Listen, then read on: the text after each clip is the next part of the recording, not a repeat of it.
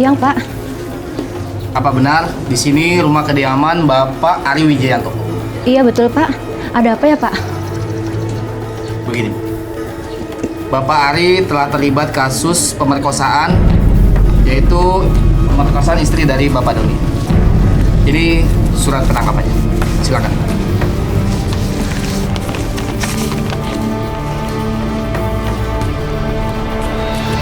Enggak, Pak. Enggak mungkin. Suami saya nggak seperti ini, Pak. Alah, Ari masih di dalam kan? Ari, keluar dong!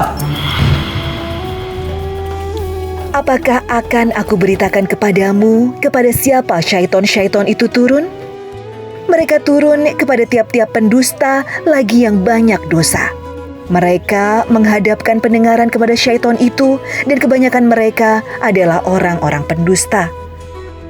Quran Surat Asy-Syu'ara ayat 221 sampai 223.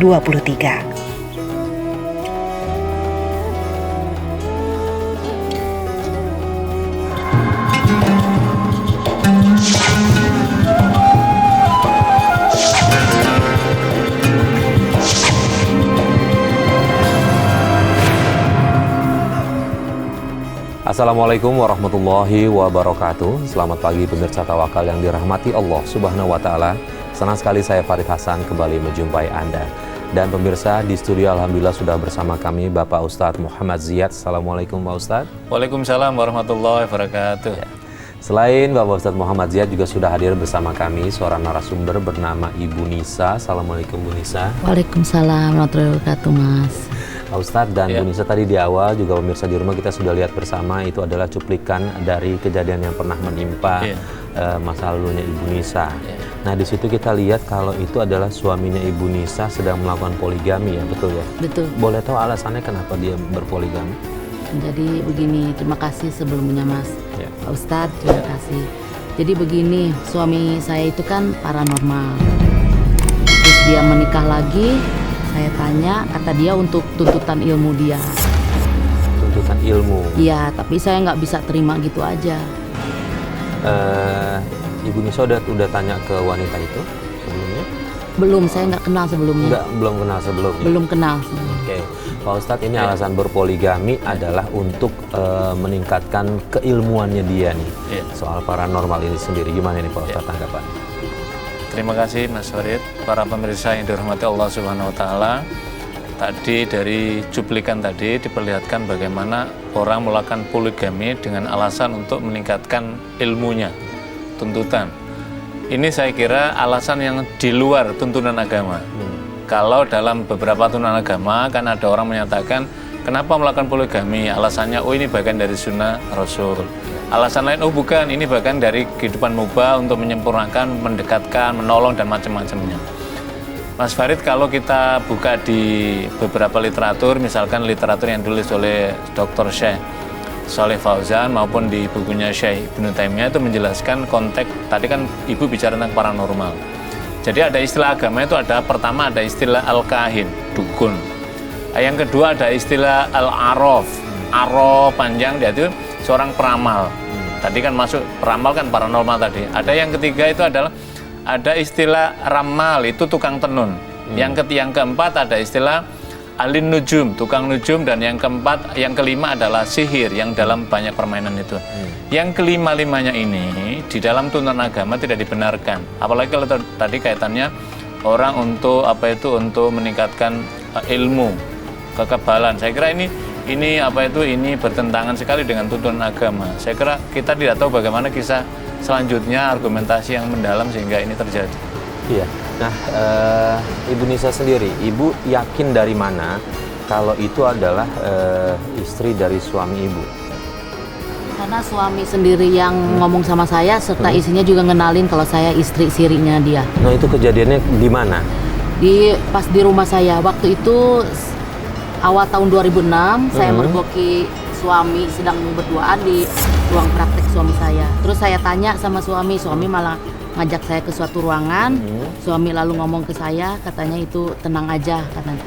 Itu untuk tuntutan ilmu dia, dan tetap kamu saya utamakan.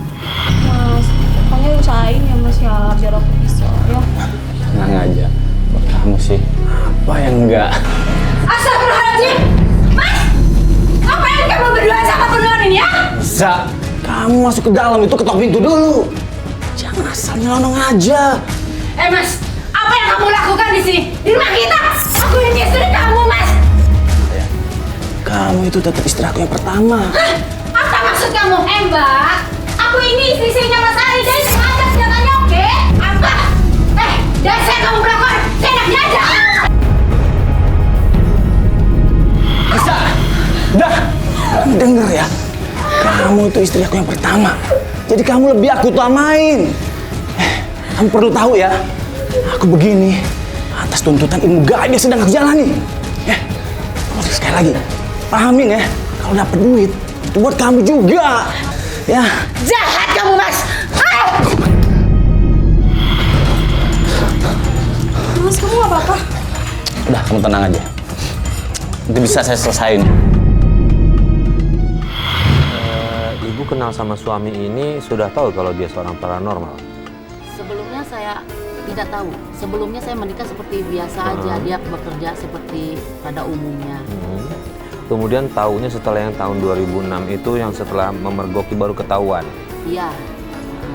Iya. Terus sejak jadi paranormalnya 2006, pas rame-ramenya tuh tahun 2009. Oke, nah dia paranormalnya itu tipenya yang seperti apa ya Bu? Apakah menyembuhkan orang atau dia, mohon maaf, berkawan dengan dunia hitam gitu seperti pelet dan lainnya? Katanya sih untuk menyembuhkan orang.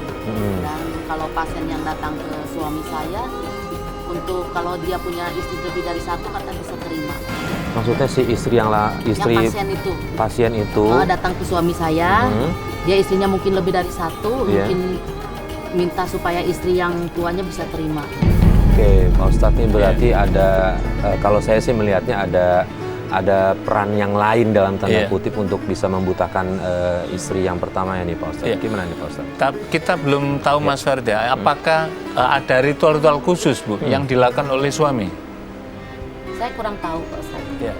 Nah, jadi karena ibu ini nggak tahu detailnya. Jadi kalau kita buka misalkan di salah satu kumpulan fatwa Majelis Ulama, itu kan ada fatwa yang secara spesifik berkaitan dengan kasus tentang perdukunan, yaitu ada seorang yang buka praktek dengan ritual-ritual tertentu, kemudian orang terhipnotis dan seterusnya, sehingga orang mengeluarkan apa saja setiap datang ketemu sama dia karena tersugesti dan terpengaruh tadi itu. Maka kemudian setelah diidentifikasi oleh Majelis Ulama, dengan kemudian akhirnya dikeluarkanlah fatwa bahwa ini masuk dalam kategori kahin, yaitu dukun yang tidak dibolehkan dalam aturan agama. Lah, kasus tadi yang dilakukan oleh ibu dari Bu Nisa tadi, suami dari Bu Nisa tadi itu kan ada orang melakukan poligami, kemudian mungkin istri yang pertama memberontak, menolak dan seterusnya, tapi kemudian si bapak tadi dengan istri yang keduanya datang misalkan begitu, kemudian akhirnya terlunakkan oleh istri yang pertama tadi, mungkin dikasih jampi-jampi dan lain-lainnya lah. Saya kira ini bagian dari ada kekuatan lain tadi itu. Jadi bapak ini menggunakan jasa lain. Kalau dalam istilah kahin itu kan yang dijelaskan oleh Syekh Ibnu Taimiyah itu kan orang menggunakan perantara. Perantara apa? Perantaranya adalah setan atau jin. Nah, jin inilah yang akan memberikan informasi apa yang dalam kekuatan batin dari orang lain tadi, kemudian menyampaikan kepada dukun tadi, maka kemudian dukun mulailah dengan istilah ramal menebak-nebak tadi. Wow, suami istri Anda begini. Nah, sekarang sudah dilunakkan. Dari mana informasi? Padahal kata Allah, tidak ada orang yang tahu apa yang ada sudurikum, yang ada terbesit dalam dada kamu sekalian kecuali Allah. Lah, setan ini atau jin ini memberikan informasi kepada kahin tadi itu, maka kemudian kahin tadi menyampaikanlah kepada pihak tadi, kemudian dikasihlah jambi-jambi atau mantra-mantra khusus, maka kemudian terlunakkanlah. Ini para pemirsa yang dihormati Allah, kalau kita buka di dalam kumpulan fatwa Majelis Ulama, ini bertentangan saya kira. Ini tidak sesuai dengan tuntunan agama. Kecuali misalkan begini, ada salah seorang alim, ada orang awam datang kepada orang alim, wahai orang alim, berilah kami doa-doa supaya kami bisa mendekatkan pada Allah. Kemudian misalkan Allah memberikan rukun di antara istri kami, itu soal lain. Kalau ini memang dalam konteks agama dibetulkan, karena kita memintanya adalah pada Allah, bukan kepada selain Allah. Dan kita yang percaya sama hal-hal seperti itu udah masuk ke percaya dengan hal yang syirik seperti itu, Pak? Kalau orang mendatangi seorang dukun dan kemudian kita mempercayai seperti hadis Nabi, man ataka hinan, siapa yang mendatangi kepada seorang dukun, summa u'tumina, kemudian ia mempercayai apa yang diucapkan oleh tukang dukun tadi itu. Di hadis itu ada dua versi. Ada yang pertama, maka Allah akan menutup amal, tidak menerima amalnya selama 40 malam. Itu kan rugi luar biasa. Yang kedua, kalau dalam kajian, dalam tinjauan tauhid, ilmu tauhid, maka orang yang mempercayai kepada selain Allah dan bertentangan dengan ketentuan Allah, maka ini sudah masuk dalam tindakan asyirku, perbuatan syirik, yaitu menyekutukan Allah. Lah inilah salah satu dasar kalau kita lihat di dalam putusan misalkan kumpulan fatwa MUI itu karena masuk dalam perbuatan menyekutukan Allah. Bisa keluarga ibu atau keluarga suami ibu tahu pekerjaan suami seperti itu? Keluarga saya nggak ada yang tahu. Kalau keluarganya dia tahu? Nggak ada yang tahu juga. Nggak ada yang tahu juga. Terus dari mana dia belajar soal paranormal? Yang katanya sih dia ngomong sama saya dari keturunan uyutnya gitu. Dari keturunannya. Iya. Terus kalau secara nafkah memang kami tercukupi. Nafkah tercukupi dari Iya. dia usaha sebagai itu? Iya, tapi itulah Mas namanya hati kan. Iya. Kita namanya harus menerima di madu gitu. Sampai dia ketiga kalinya untuk berpoligami, sampai punya istri 3 tuh. Katanya dia tetap menganggap itu sebagai tuntutan ilmu dia. Nah, hubungan ibu dengan 2 istri lainnya bagaimana?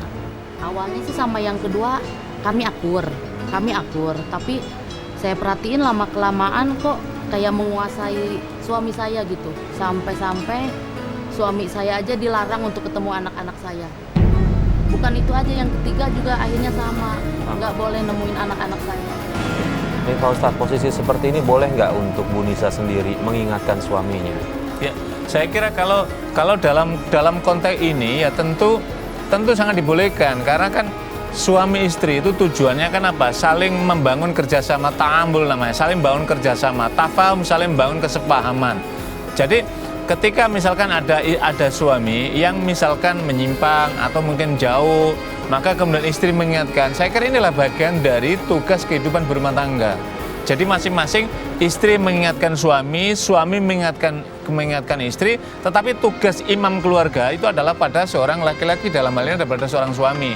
Lah, tadi suaminya Bu Nisa tadi misalkan condong kepada istri yang satunya dan kemudian tidak memberikan perhatian kepada Bu Nisa dan anak-anaknya, saya kira ini juga sudah bertentangan dengan konsep poligami.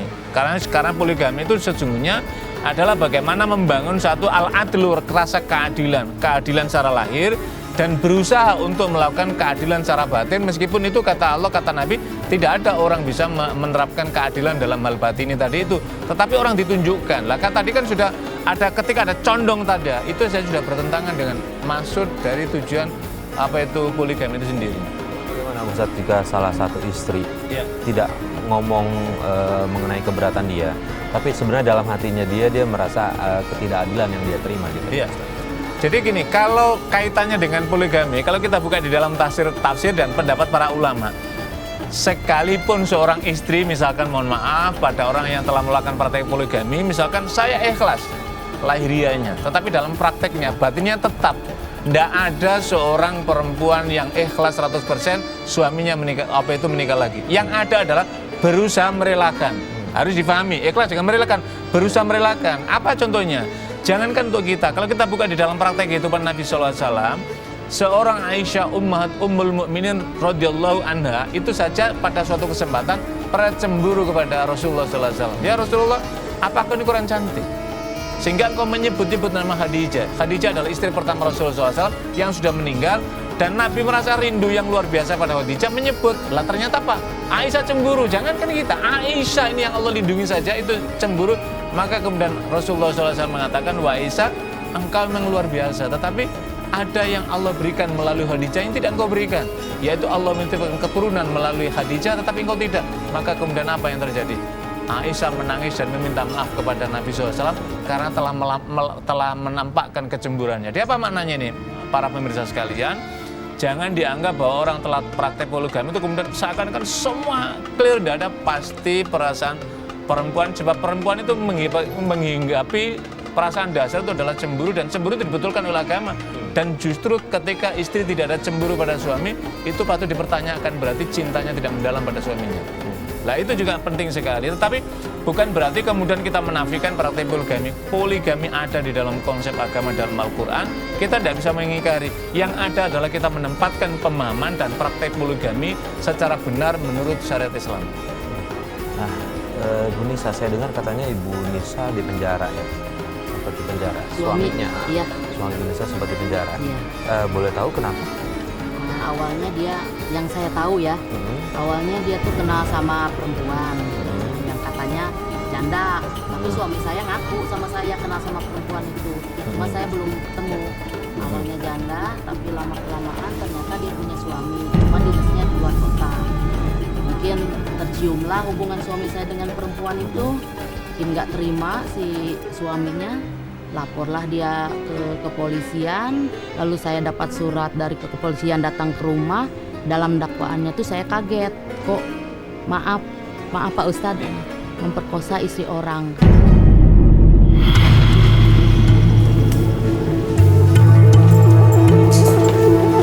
Selamat siang. Siang, Pak. Apa benar di sini rumah kediaman Bapak Ari Wijayanto? Iya, betul, Pak. Ada apa ya, Pak? Begini, Bapak Ari telah terlibat kasus pemerkosaan, yaitu pemerkosaan istri dari Bapak Doni. Ini surat penangkapannya. Silakan.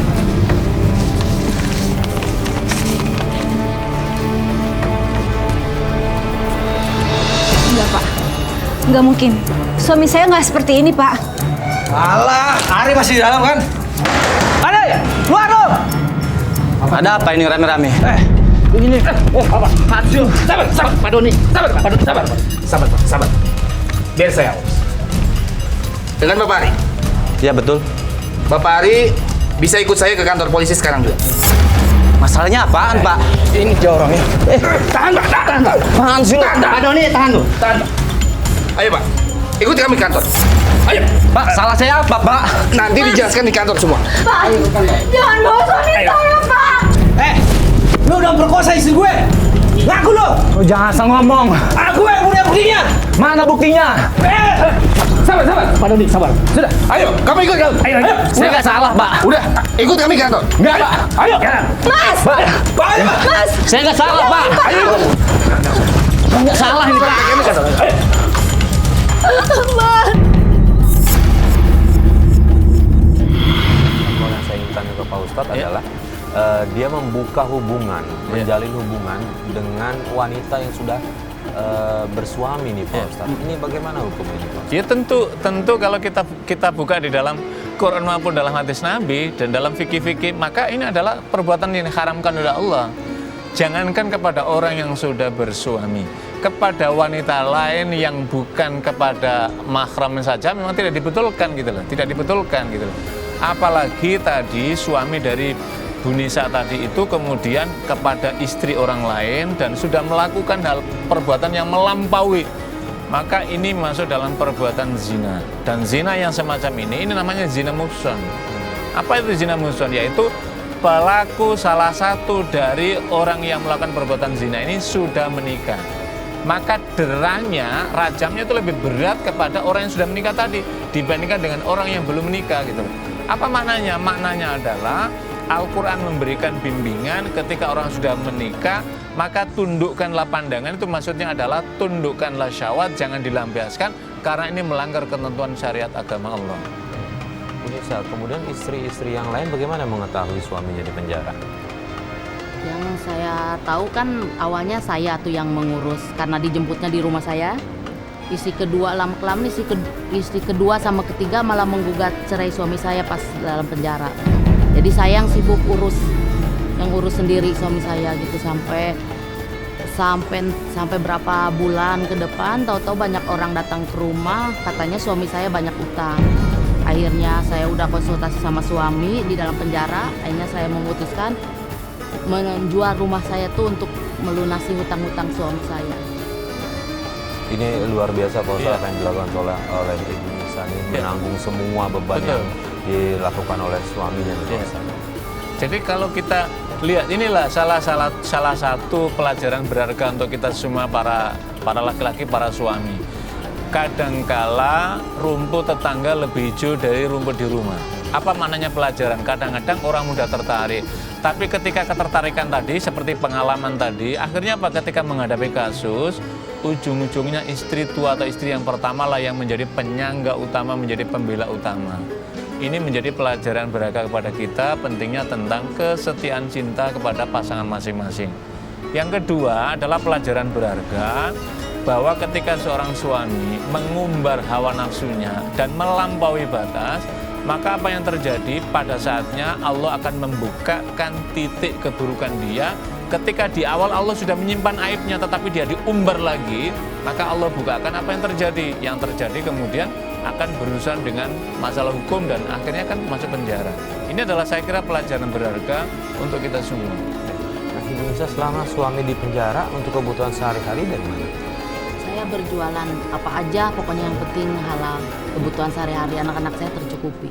Jualannya makanan atau dalam bentuk apa? Ya, dari makanan sampai pakaian, sampai sembako. Saya punya tetangga, punya kawan sampai saya jual-jualin itu. Anak ada berapa dari? 3.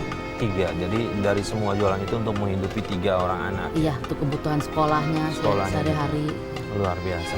Lalu kemudian tadi setelah gugatan cerai dari 2 istri yang mudanya itu udah ada keputusan cerai, benar? Yang kedua udah ada keputusan dari pengadilan. Saya tahu sendiri. Yang ketiga saya kurang tahu. Kurang tahu, tapi sudah berpisah, nggak ada urusan itu lagi. Tapinya ada sempat datang ke dalam penjara, terus suami ngomong ke saya, yang ketiga juga katanya udah juga cerai. Selanjutnya saya nggak tahu. Selanjutnya oke. Nah,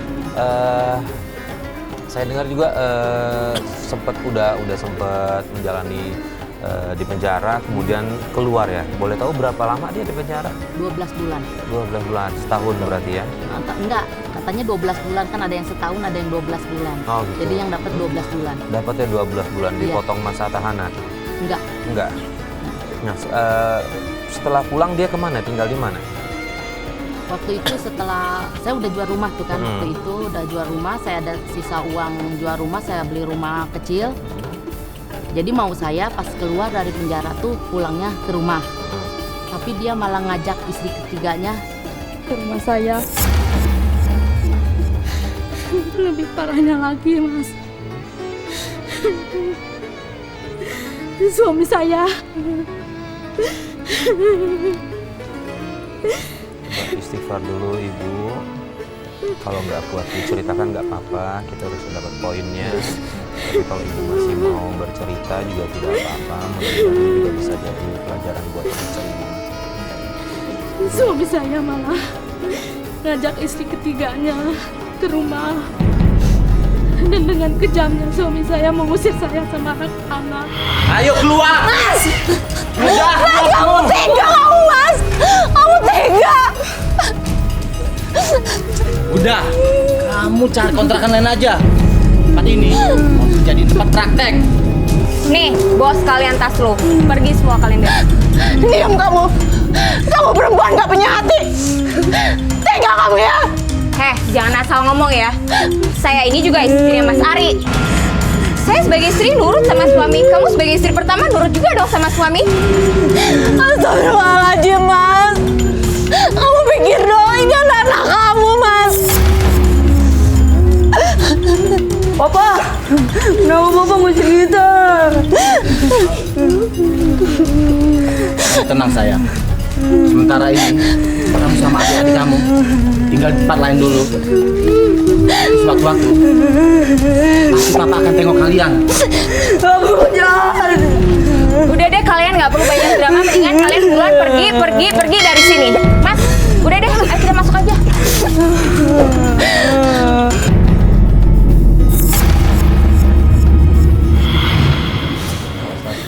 Awalnya mengaku sudah digugat cerai dengan istri ketiga, tapi ternyata setelah keluar justru pulang ke rumahnya ibu yang dibelikan itu dengan istri ketiga malah diusir. Suami Bu Nisa ini melakukan kedzaliman yang sangat besar sekali. Yang pertama, ketika dia dapat musibah di penjara, siapa yang melakukan pembelaan di antara 3 istrinya? Ya istri yang pertama, Bu Nisa. Dan menyampaikan yang kedua ketika sudah diceraikan. Tapi ketika setelah dapat kesempatan menghirup udara bebas di luar, ternyata apa? Dia kembali kepada istri yang ketiga tadi itu dan justru berbalik menghantam pada Bu Nisa yang tadi sudah berjasa tadi, datang ke rumah dan malah diusir. Saya kira ini adalah perbuatan zalim yang tidak bisa ditolerir oleh agama. Tetapi ya satu hal, Bu Nisa ini telah didolimi, dan doa orang yang madlum yang didolimi itu sangat diijabah oleh Allah. Kan ada 3 doa yang diijabah oleh Allah. Di antaranya adalah doa apa? Doa orang yang musafir, doa orang yang sedang berpuasa. Doa yang ketiga apa? Doa pemimpin yang adil. Doa yang keempat apa? Doa orang yang didolimi. Lah, orang yang mendolimi dan kemudian didoakan oleh orang yang didolimi, maka akan mustajab di hadapan Allah Subhanahu wa Ta'ala.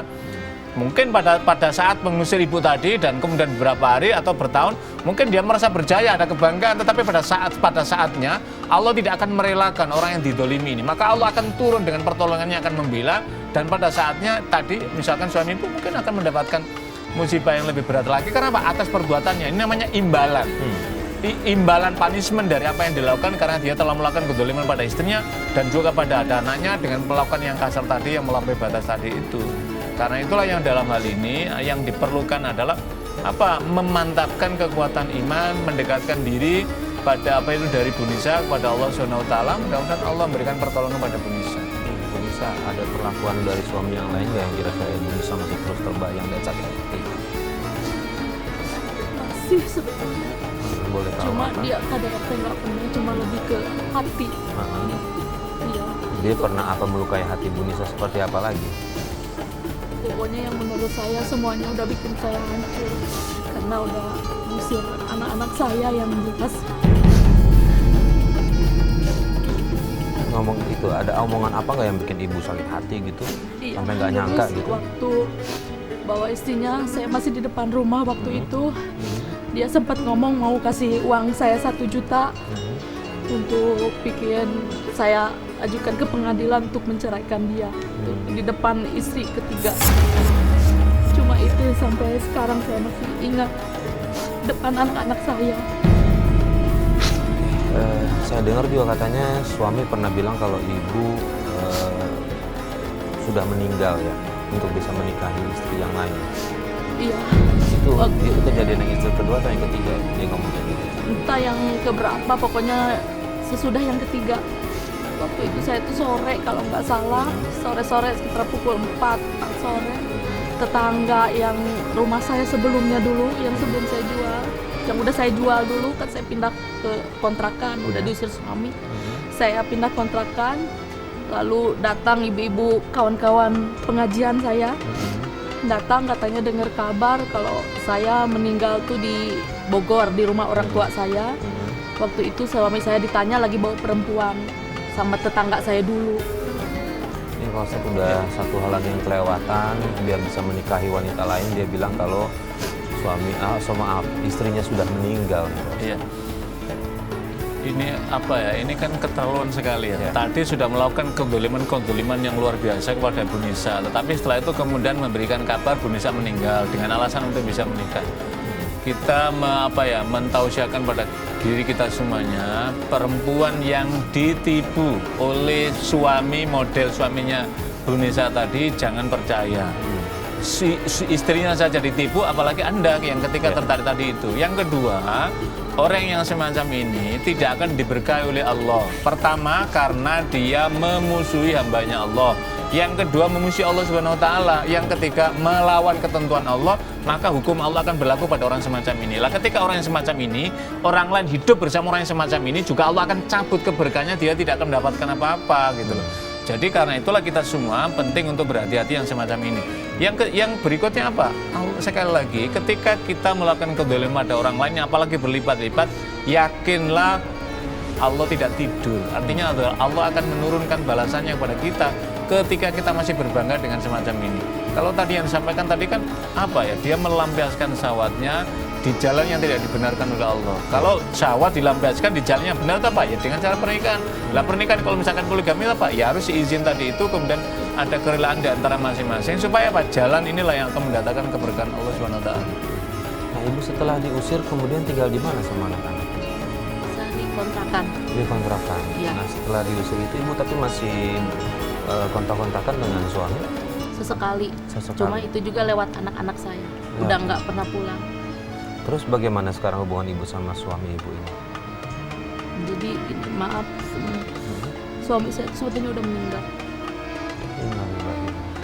Iya. Tapi sebelumnya waktu itu saya pas udah dia itu ngusir saya tuh, saya tinggalin kan, sempat saya tinggalin.